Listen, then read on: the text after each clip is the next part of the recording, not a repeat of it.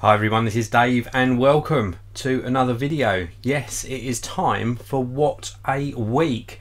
This is the weekly series that I do where I discuss with you what's happened over the past week and also what's coming up on the channel, plus some really exciting news in today's video. I'm so excited. I probably can't contain myself. A little clue to what I'm going to talk to you about a little bit later on is sitting on my desk just here for those of you who are eagle-eyed. But before we talk about what's coming up and the exciting news, I want to talk to you about what happened during this week. Now, I published a lot of videos this week, including my question of the day on Monday. If you don't partake in that, please do check it out. It's your opportunity to leave me some questions as well to answer in future videos. So that's a really cool video to watch. Also, I covered a really good 9-port USB hub and charger from MacAlley. And then midweek I covered a really cool speaker from TronSmart, which delivers a really good audio experience. I was very impressed. I also covered off some Edifier bookshelf speakers. That was in yesterday's video, I think. And also just recently I did the Sky Soundbox. Now I'm a Sky VIP, so I use SkyQ. Part of their package is that they supply me with SkyQ for a certain period of time, and then I sort of share my experience with it, and when there's any new updates then I sort of share those with you as well. But as part of that package I get to experience SkyQ in all of its glory, and it's really impressive. I've been very pleased with the overall package. The hardware's good, the remote control's good, and then the Sky Soundbox is good, apart from one thing, which is just sort of the integration with remote control. I found that having an additional remote control for the speaker wasn't ideal, although somebody said that there should be an option to pair the existing SkyQ remote, and I can't find any details about that. But throughout this experience I'm having with SkyQ, I can share with you both the good and the bad, so my opinion is not altered in any way by the fact that I'm a Sky VIP. Now, the SkyQ video I'm going to play you a little bit now, so do check this out. If you want to see the full video, then you can find this with a link down below, so do check out the link down below. Quite lackluster. When you're watching a movie, you certainly do want more engaging sound, and people normally install something like an AV receiver and a surround sound speaker package, but that's not suitable for all rooms and environments. So there is such a thing as a soundbar, and Sky have one of their very own, and it's called the Soundbox.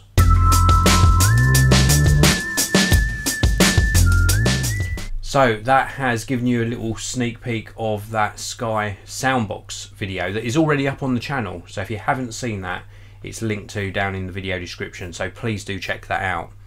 Now, what have I got coming up next week? Well, I've got some really good videos planned for next week as well. I've got obviously question of the day on Monday, and then Tuesday I've got a really awesome instant camera, and this instant camera video includes a sort of live demonstration of me using it to take a photo. And I just love the fact that you can still sort of take a photo, print it out and share it, rather than take a photo on your smartphone and then you're the only one who gets to enjoy it. So do check that out, that's coming up on Tuesday. And then latter part of the week I've got a really awesome video that's sort of like a DIY enthusiast type video. It's a piece of kit that's going to really help you clean things up for the summer. And then right at the latter part of the week, of course, I've got What a Week again on Saturday, but I've also got a dash cam video coming up for you as well. Now, I'm a big advocate of using dash cameras. Not only do they give you peace of mind that when you're driving, if anything happens in front of your vehicle or behind, if you've got one with a rear camera, that you're going to have a record of it, but also it gives you evidence if something terrible happens, if there is a car accident. Touch wood, that never happens to any of you, but it's a reality. These things do happen, and at least a dash camera gives you that sort of video footage that can be used in evidence. And also a dash camera with some insurance companies gives you a discount off of your car insurance. So check out that, that's coming up later next week. A really cool dash camera that does have not one but 2 cameras built into it. So it's going to be a very, very exciting video. Now, before I carry on with this broadcast, I want to, because I'm going to talk to you about something really exciting that happened this week that I was so pleased with the announcement. But before I do that, this is a live broadcast. So as always, I give a big shout out to those of you in the live chat. Thank you for participating in the live chat. Andrew Walker, Golden Solution, and also Kiki. Thank you very, very much for tuning in. Yes, indeed, this is live, so you can leave me live questions and comments, and I'll respond to as many as I can throughout this broadcast. But in addition to this being a live broadcast, I want to just bring your attention to the fact that you can leave a comment or question once it's gone on the main Geekanoids channel. I answer pretty much all of the comments I get, and that's what I pride myself in. I've done that from day one, and I started YouTube almost 12 years ago now, so I'm really proud to say that I've carried that through and really appreciate each and every one of you, and answer as many questions as I can. If you're new to the Geekanoids channel, then please do follow at Geekanoids on Twitter as well. I tweet out a lot, so prepare yourself for a lot of techie, geeky tweets. But I also do every morning, Monday through to Sunday, every single morning, I do a lot of tech deals as well. So you'll see the occasional saving you can make on some great technology. And also, if you like your photography, then please do check out Geekanoids on Instagram. I'm pretty much Geekanoids on all of the social media platforms, so please do check me out on all of those. Now, I've got a question coming from Kiki. I'm in the UK. Are you in the UK or the US? I'm based in the UK, and it's currently 8:38 AM in the UK, so this is an early morning broadcast for you all. And I wanted to do it early because I was so excited about what happened earlier this week, and also this bit of news relating to this product here. So let's talk to you about what happened earlier in the week. Now I'm going to sit up just so you can see my head above the graphic. But just here on your screen now are the OnePlus 6 prices for the UK. Now earlier in the week, OnePlus launched their OnePlus 6 smartphone, and this is a really high specification smartphone, a really fantastic set of features and specs, what looks like an improved camera on this particular model, a nice screen as well, apart from the notch. People saying to me, yeah, you said you'd never buy a phone with a notch. Well, it seems like this trend is going to continue, so it's going to be hard to avoid. I wish they had not done a notch, and I wish many of these manufacturers didn't do a notch. I've seen some smartphones recently from Xiaomi, if that's how you pronounce it, or Xiaomi. They don't have a notch. I've also seen some sort of really edge-to-edge smartphone from Sharp, and I think that didn't have a notch as well. Admittedly, they position the selfie camera down the bottom corner on some of them, but they managed to achieve this edge-to-edge screen without a notch. So why is this trend happening from these smartphone manufacturers? But apart from that, the OnePlus 6 looks absolutely amazing. It is going to be my next daily driver smartphone. You can check out this graphic on your screen. The prices are absolutely awesome, very keenly priced, and I'm really looking forward to it. Now, there is a software feature in the version of Google Android that's supplied with the OnePlus 6 that allows you to sort of hide that notch at the top, so we'll probably end up using that quite a lot. But do check out those prices. There's also a link down below. Now, if you're going to order the OnePlus 6 when it becomes available on the 22nd of this month, so just a few days time, if you use that link that's down in my video description, it is an affiliate link, so admittedly I do get a little bit of kickback. I earn points by you using that link, but you as a purchaser pay the regular price, you don't pay any extra, and you get a bonus voucher with your order as well, so you can use that on some accessories.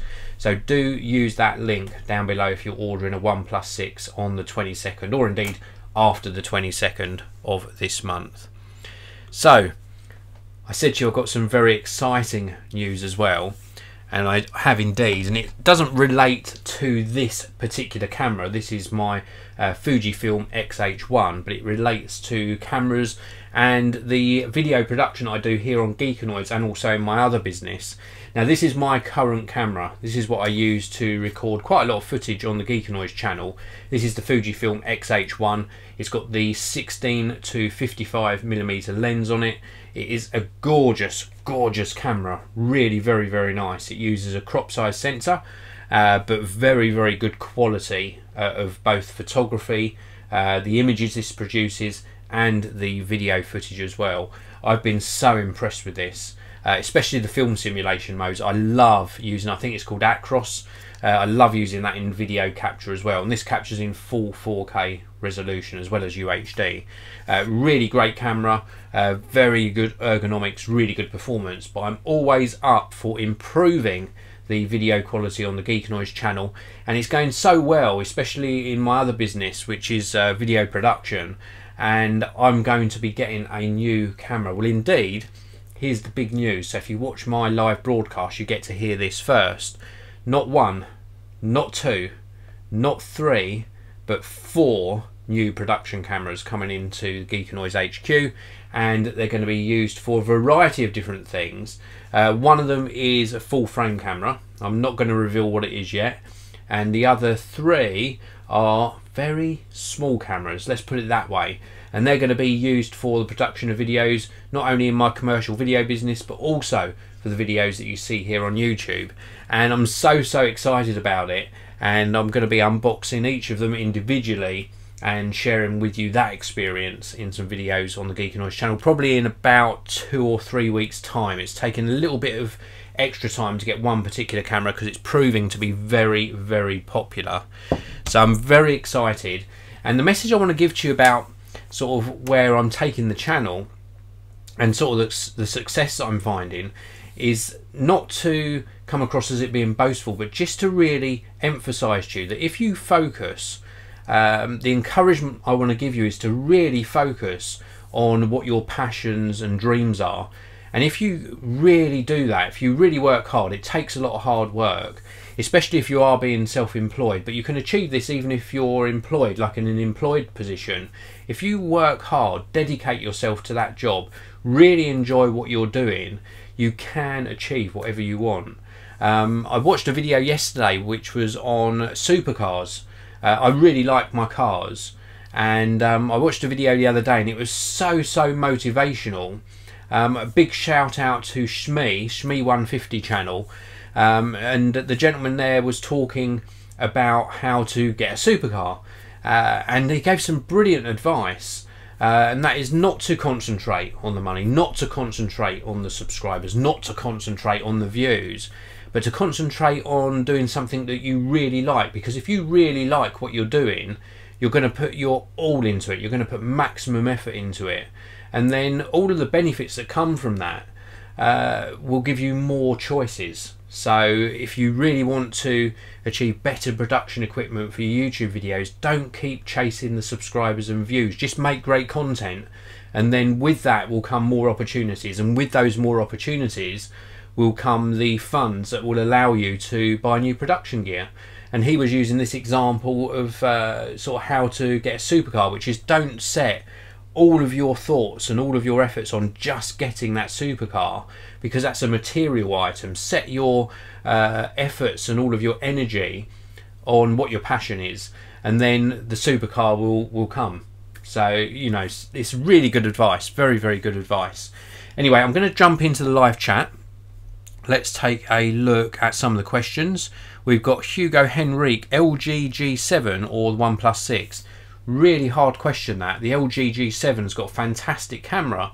The OnePlus 5T that I was using previously as my daily driver, well, that had a really good camera, but not an amazing camera. I'm hoping that the OnePlus 6 will have improved upon that. Now, I base my decisions on smartphones on sort of 3 main things, and one of those is it having good photography and video capabilities. So do stick around. I'll be getting a OnePlus 6 in as soon after launch so I can get hold of one. Alas, OnePlus haven't reached out to me yet to send one, but I will be getting one in anyway, and then I'll bring you my opinion about how the camera performs and how the smartphone overall performs, and maybe that'll help you with your buying decision. At the moment, it's hard to say because I haven't tested either of those smartphones. I would sort of edge towards the OnePlus 6 because I think it offers better value for money, and my experience with the 5T was very good, but I haven't tested the other smartphone that you're referring to, so really difficult to actually give you that advice.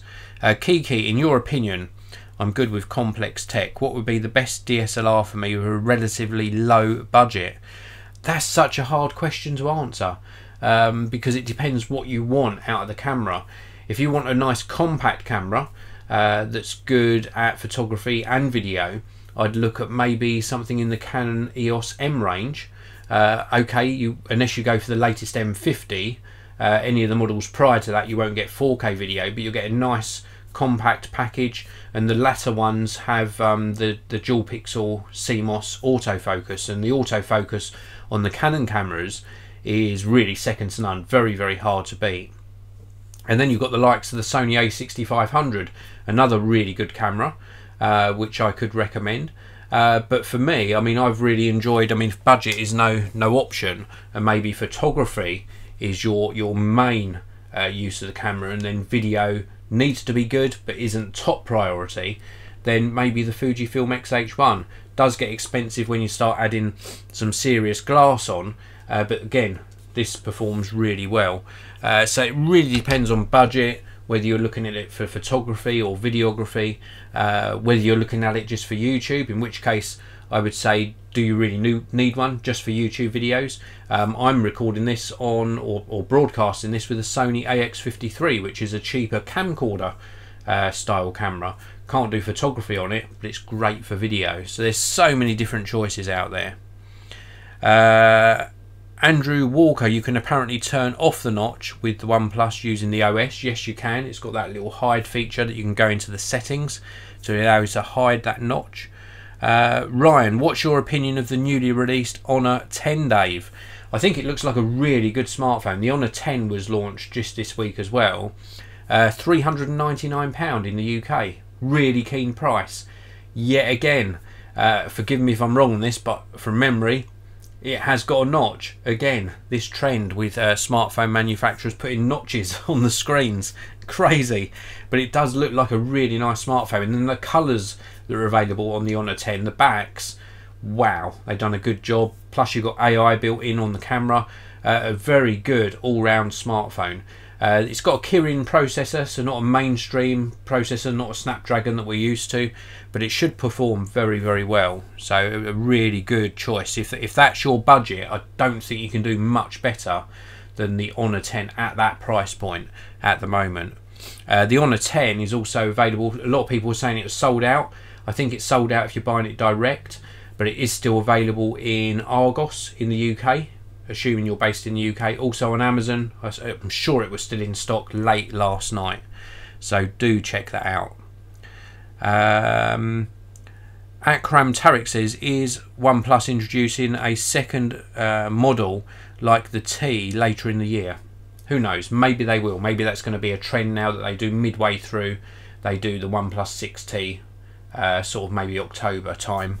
It's really hard to say what their release schedule is going to be. So, but it probably will happen at some stage.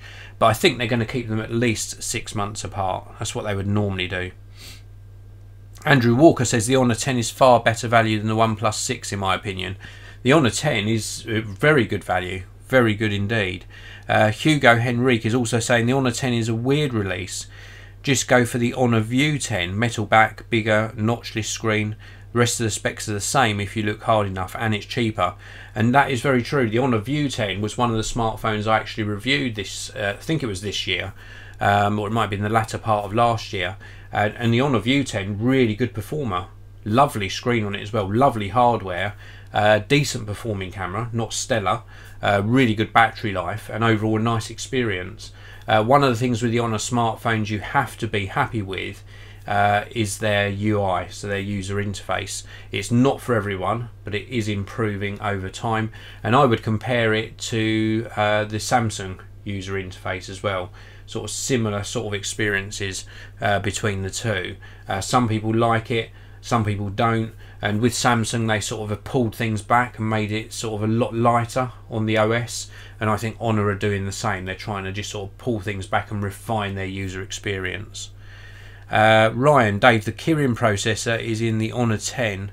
Oh, sorry, Dave, the Kirin processor in the Honor 10 is the equivalent of the Snapdragon 845. Yeah, I'm well aware of that, Ryan. And Ryan, you are correct. Thank you for adding that. The Kirin processor that's in the Honor 10 is an equivalent sort of specification and performance as the Snapdragon 845. It's just a less well-known or less mainstream processor. When people look at processors, I think, just me personally, I'm sure it is a trend across the board, they hear Snapdragon. The same as when you're looking at processors, mainly people familiarise themselves with Intel when it comes to desktop and laptop computers, and of course there is AMD when it comes to computers, but a lot of people instantly say, has it got an Intel processor? And I think it's very similar with smartphones, apart from when you're looking at Apple smartphones, because they use their own custom chips. A lot of people say, is it, well, you know, what version of Snapdragon processor is it? But the Kirin's a very capable processor, and slowdown is pretty much, as far as I know, non-existent on the Honor smartphone, so it is a very capable specification. President Andrew Jackson says the OnePlus is now only slightly cheaper than the likes of the S9 iPhone 8. They've lost their uniqueness, similar specs and similar price.